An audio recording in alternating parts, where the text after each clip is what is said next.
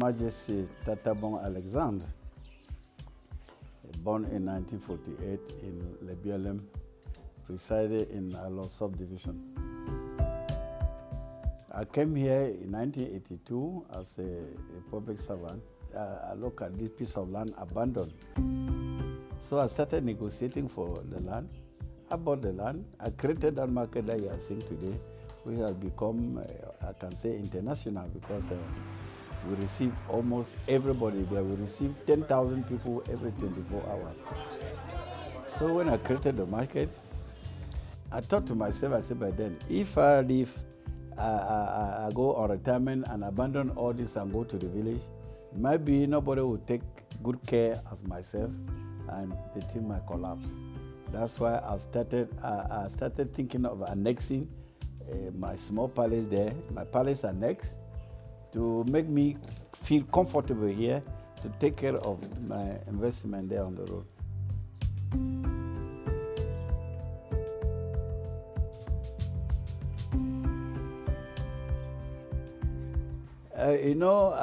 I'm here, I'm not a bowman. I'm from the BLM as origin, as I told you. When I got here, I saw the abandoned farm I was buying. The people were selling me the land, they didn't know the value. They were just selling me as they were deceiving me. But after when I created that market, problems started. People started saying that it's a secret place that people cannot open a market there. Even all the chiefs of the region, they started fighting me. I just started me quiet. Luckily that I had made my land title and everything. I started me quiet, I continued traveling, despite all the disturbances, because they took me to court. We spent 24 years in court. So at the last, they saw that I was an honest person, and the court got finished. Even my back home in the BLM, some of my brothers were not comfortable with me coming to make what I'm doing here. They said I've carried their tradition to go and sell in different land. Not knowing that God sent me to prepare the Arava. It's when the war started, they started coming down. I asked them, look at you. When the Bo people were fighting me, you too were fighting me. Look at today. You have all come, and now that I think that God sent me to come prepare your Arava.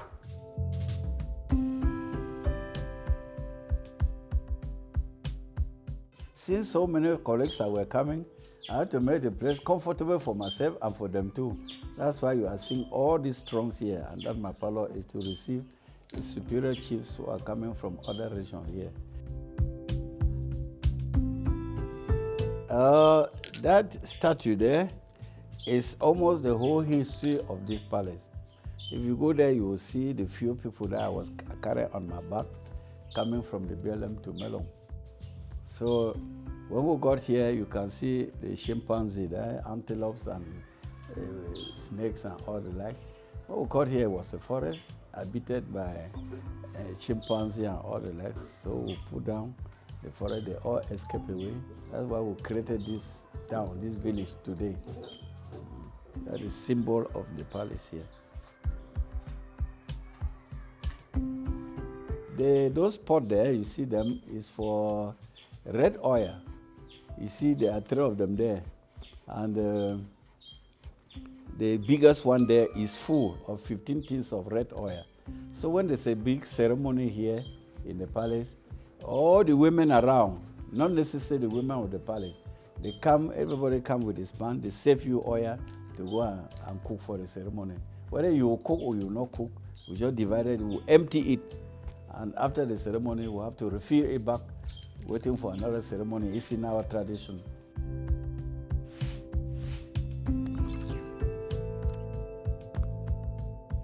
Oh, you see the big ground there, playground there is for ceremonies. At the entrance there, you see the talking drum.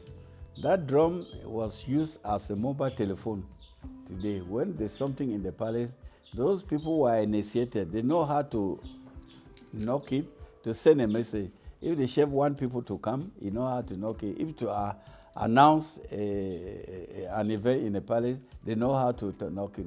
So when everybody hear the drum, he take the road to the palace to come and ask what is the problem.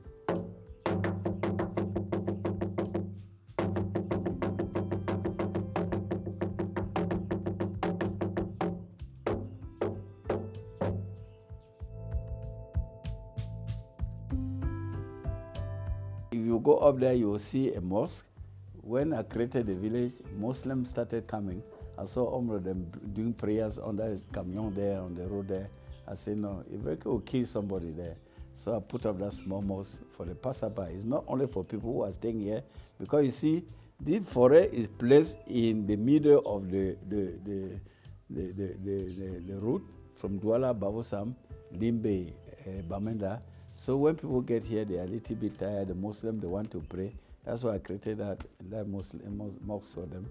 And you can see beside the mosque, there's a boiled water, which I saw the people suffering. Sometimes they cut water here in Melon for 4 months, 5 months. So I said, but then water is life. So I had to spend money to make the boiled water there. The whole village is coming and carrying water there to serve themselves. You can see in the big ground, the playground there, there's another tribune there for the superior chiefs. When there's a ceremony, all my colleagues that come, they sit in the tribune there, and the rest of the people, they are scattered around the playground, and that's how the ceremony continues.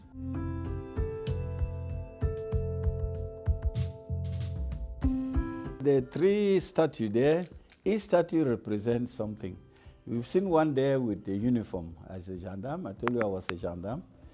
One there I did 35 years of service.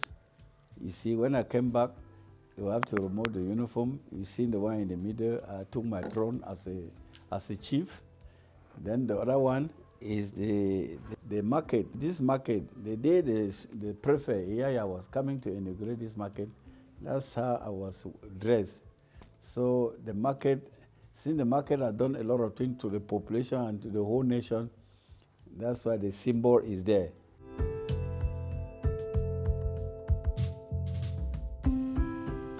When I came here, I didn't know what I was doing. At one moment, I thought that it's God who sent me to come and prepare the arrival of my children during this war. Because I cannot explain to you what really encouraged me to come and create this village here. You see, 35 years after war started, everybody has come to meet me here. That's what I told them when I was giving food to them. I said, God sent me on a mission to come and prepare your arrival. You can see today.